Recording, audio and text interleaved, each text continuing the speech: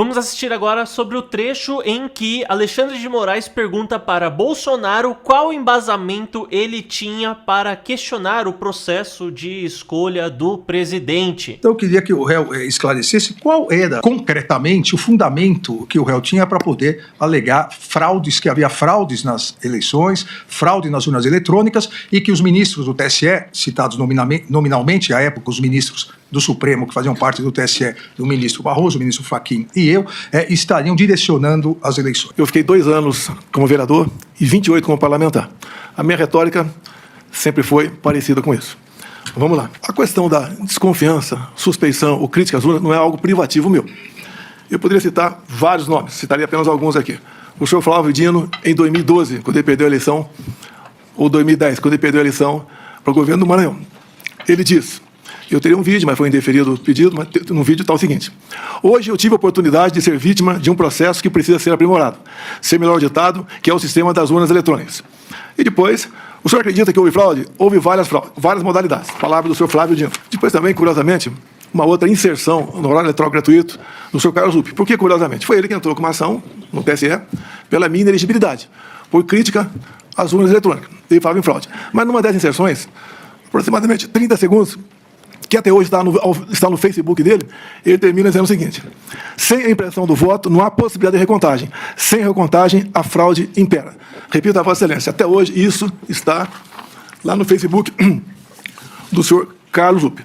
Eu batalhei muito na Câmara, desde 2012, pelo voto impresso. Consegui aprová-lo em 2015 para 2016. A senhora Dilma Rousseff vetou, a proposta voltou para o Congresso, só na Câmara nós derrubamos o veto, com votos do PT, inclusive. No Senado, algo parecido, também derrubamos o veto. Fiquei feliz que teríamos, em 2018, o voto impresso. Eu não lembro se eu pedi audiência ou o ministro Fux me convidou. Eu fui conversar com ele sobre essa questão. E ele mostrou para mim que 5% das sessões eleitorais do Brasil teria o voto impresso. Por que 5%? Porque não tinha recurso para mais coisa. E com o tempo ia chegar a 100%. Fiquei muito feliz, agradecer ao ministro Fux, me tratou muito bem. Mas, infelizmente, logo depois, por 8-3, o Supremo Tribunal Federal declarou o voto impresso como sendo inconstitucional. Porque a impressão do voto poderia ferir a segurança das eleições. Bem, então tivemos o voto normal em 2018. A minha campanha em 2018, algo atípico, com todo respeito. Nem eu esperava que ele me eleger presidente, tendo em vista quem eu era. Eu era um parlamentar que não era parlamentar de partido, eu não tinha apoios políticos, mas acabei, então, como desde 2014, após o segundo turno das eleições, eu me lancei pelo Brasil falando que ia disputar a eleição em 2018, acabei me elegendo, sem antes passar por uma facada, quase me levou a óbito. Me permite estender um pouquinho mais essa questão aqui. Pode ficar à vontade. Me elegi presidente, não tinha quem botar na presidência, poucos nomes tinha para botar na presidência, acabei montando o ministério, e nós aqui, com pessoas competentes, sem o critério político partidário para botar as pessoas lá, fizemos um ministério que é reconhecido por grande parte da população como um ministério excepcional. Fizemos muita coisa. Lei da Liberdade Econômica, o PIX, Água para o Nordeste, Bolsa Família, triplicamos seu valor, marcos, entre tantas outras coisas. A questão do armamento também, apesar de ser acusado de ser um armamentista visando a violência diminuiu quase 30% entre o governo anterior e o meu governo, tendo em vista a política de armamento. Bem, outra coisa importante também, onde comecei a criar inimizades cada vez maiores, desde o começo do mandato, foi na escolha de pessoas para compor aqui bancos oficiais estatais. Só falar de 2 estatais só. Porto de Santos dava um prejuízo de 500 milhões por ano, entreguei com lucro de 500 milhões. Então esse 1 bi ia para algum lugar, para algum ralo, ganhei inimizades por aí. Uma outra, para ser mais rápido, Itaipu Binacional.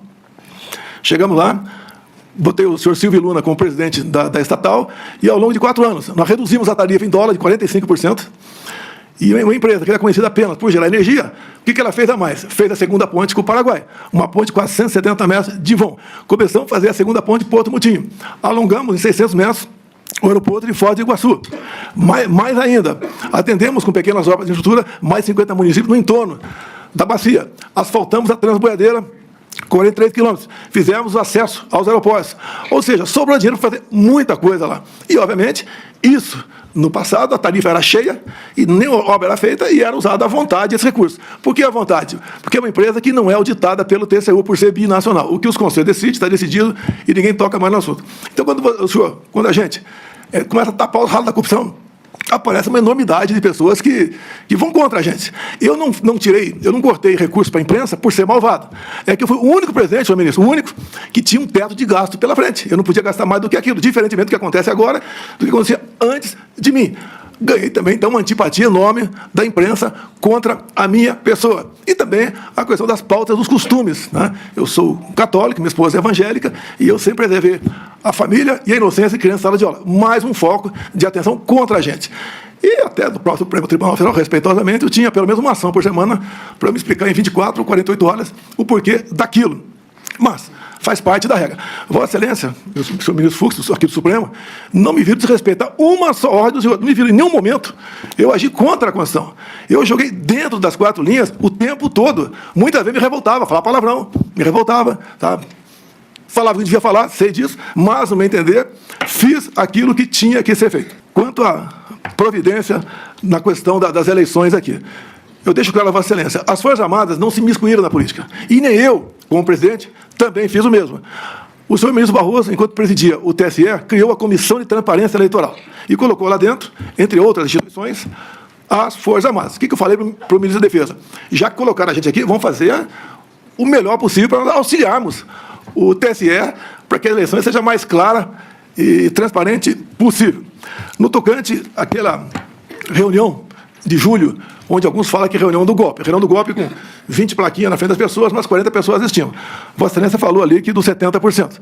Coincidência, talvez, ministro? Eu complementei. Vão aparecer 49. Apenas uma coincidência. Não tinha prova de nada no tocante. Quer dizer, um desabafo meu com toda certeza. Dúvida sobre eleições. Aqui eu tenho um documento aqui da Associação Nacional dos Peritos Criminais Federais. Diz logo na entrada aqui. As fragilidades das urnas eletrônicas sem o voto impresso. E mais na frente, também, a Associação Nacional dos Peritos Criminais diz: fraude sistêmica facilitada. Consenso científico. Todo sistema eletrônico / computacional possui vulnerabilidades. Então, basicamente, senhor ministro, a minha retórica me levava a falar dessa maneira. Essa reunião não era para ter sido gravada, é algo reservado. Como em tudo quanto é local, se faz reunião reservada. Alguém gravou, no meu entender, de má fé. E ela tornou-se pública. Você não estaria explicando essa questão aqui agora. Essa foi a minha retórica, que eu usei muito enquanto deputado e depois como presidente, também buscando aí o voto impresso como uma forma a mais de termos mais uma barreira, né, para evitar qualquer possibilidade de se alterar o resultado de umas eleições. Basicamente, o que Bolsonaro questiona é que tanto membros da direita quanto da esquerda, inclusive ele citou o exemplo do próprio Flávio Dino, que hoje compõe o STF, já chegou a questionar o sistema que elege os mandatários pelo Brasil, só que quando chega a vez dele de questionar, aí é um absurdo, ele não pode sequer questionar, né? Então, assim, questionar não é fazer um ataque direto, são coisas totalmente diferentes. Mas comente aí o que você acha a respeito do assunto, aproveita e se inscreva no canal, ativa o sino das notificações e deixa um like aí nesse vídeo.